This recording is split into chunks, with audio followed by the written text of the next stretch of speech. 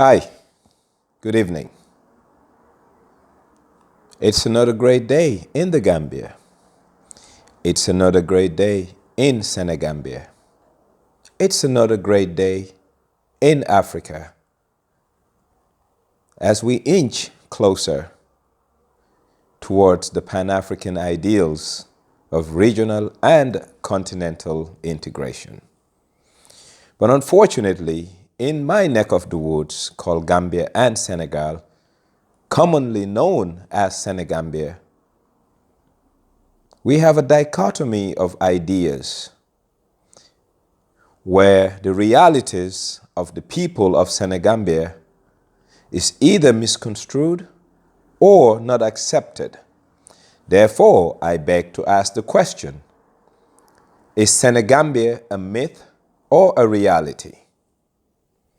Well, to answer this question, I think we first need to identify who constitutes Senegambia. Senegambia is a region that's made up of diverse ethnicities. The Mandinkas, the Wolofs, the Poles, the Serers, the Manjagos, the Jolas, the Papels, you name it. And in Senegal, you have all of these tribes. Equally, in the Gambia, you have all of them. So now, what's the difference between Gambia and Senegal? The only significant difference between Gambia and Senegal are the colonial boundaries drawn by our colonial masters during the Berlin Conference. Other than that, it's two nations with one people.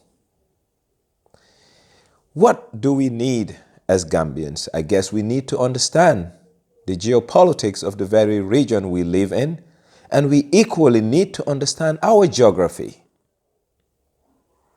Our geography dictates that Gambia and Senegal are married.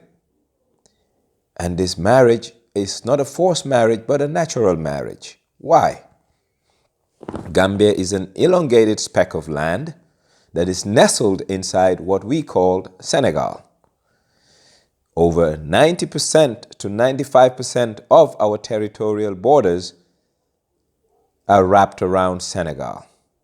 We have less than 50 kilometers of coastline that's out in the open Atlantic. Therefore, Gambia and Senegal have a symbiotic relationship that this relationship is a reality. And this reality goes way, way back. Most of present-day Gambia has been a land trod by the likes of Serigne Touba, Malick Sy, Cheikh Omar Foutiyou, Lat Dior Diop, you name them. So for us Gambians to feel like we are not part and parcel of Senegambia, I think it's a fallacy. But what do we need? I think both countries need their political independence. But in as much as we're going to have political independence, we need to work closer to make sure we have an economic federation. What does that do to both of us? Well, we all know that Gambia has a market of no more than 2 million, 1.8 million people. That is small. Today, if we have an economic federation, Gambian goods and services are opened up to almost 19 to 20 million people immediately, excluding Bissau, Conakry, and Mali as the immediate neighbors of Senegal. So what do we need to do? We need to face our geographic reality, know that size is a problem, and therefore we need to scale up and have economies of scale. Economies of scale will make Gambia more competitive and better off.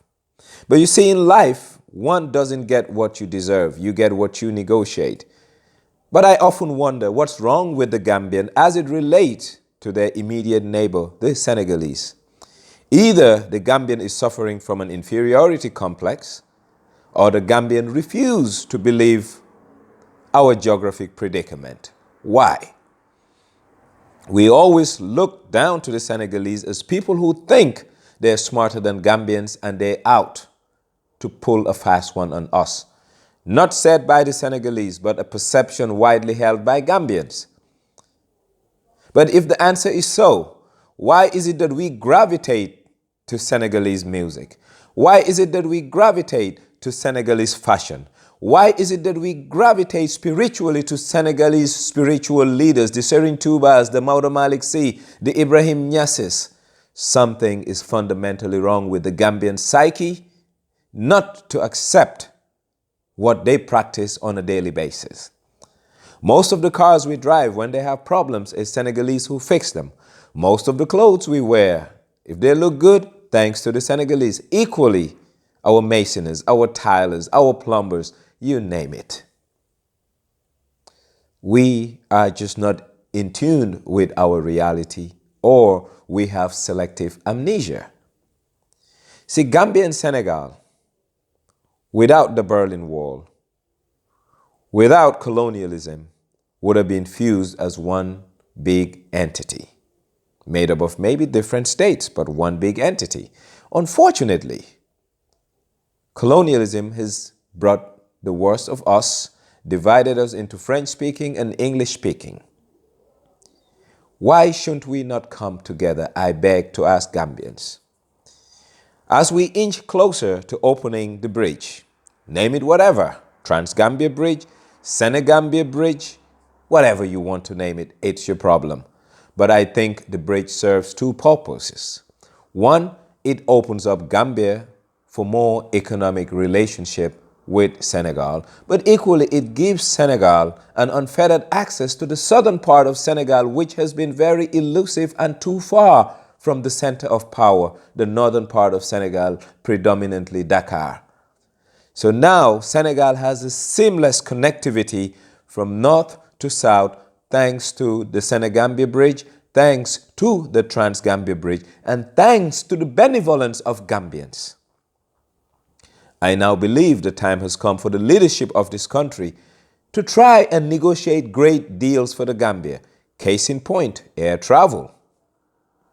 Today, if I buy a ticket from Dakar to Ziguinchor, on average, $125 one way.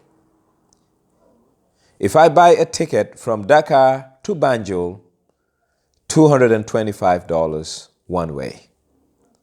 And mind you, Ziguinchor is farther than Banjul. What's the difference? Taxes. Today, if Gambia accepts to domicile the airport in Dakar as a local airport within Gambian airspace, and equally the Senegalese reciprocate and domesticate our airport as a local airport in Senegalese airspace, we will end up having a tariff that is so cheap, and it will induce air traffic and subsequently increasing the traffic volumes of the Gambia, and also making Gambia more open to the outside world, because Gambia is very close to the outside world due to our poor air traffic connectivity.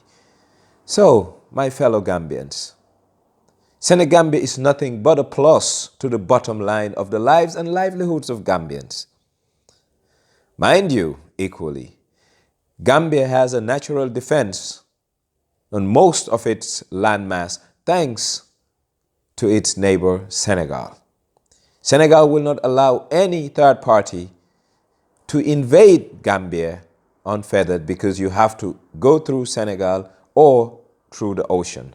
And if you to come through Senegal, they will not let you march through and come to Gambia, because strategically it's also their interest to make sure that we have a safe Gambia. So going forward, people, what do we need? We need to negotiate great deals for Gambia. If we have great deals, we will have a win-win situation where Senegal wins and Gambia win. Hence the idea of an economic federation. We should all be happy of the Trans-Gambia or Senegambia Bridge. We should all be happy that we're inching closer to a more realistic economic integration within the region we call Senegambia. For one, I am a proud Senegambian. And most Gambians, I do think, are proud of their heritage, because Like I said, we look up for our spiritual guides in Senegal. Our entertainment, especially music and television, we look up to Senegal. We look at the craftsmen who do most of the work in this country are from Senegal or of Senegalese origin. Who are we fooling? I think these sentiments are wrongly and highly misguided. And we need to look into these things and make sure that the modern Gambian has a modern mindset, not a primitive mindset whereby our immediate neighbors that we need to have a synergistic relationship that will make both of us better are people we shun and look down upon. That's not taking Gambia anywhere. And if any Gambian thinks that the notion of Senegambia is not a reality, take a closer look at self in the mirror and ask yourself, where am I from? If your answer is Gambia, trust me, when you look around, Senegal is abound and you will see Senegal all over you, like it or hate it. I therefore urge my fellow Gambians to be open towards the ideals of Senegambia, the vision of Senegambia, one people with two nations, independent nations for that matter. No one's asking for the sovereignty of this country to be compromised. But I think forward-thinking Gambians and liberally minded Gambians want a closer economic ties with our immediate neighbor and brother, the Republic of Senegal. Long live Senegambia. Vive la Senegambie.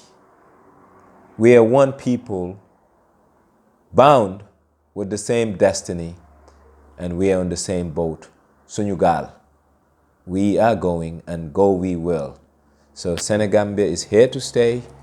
And for the naysayers, check your emotions, because your proposition lack logical construct. We don't think emotionally. We act emotionally.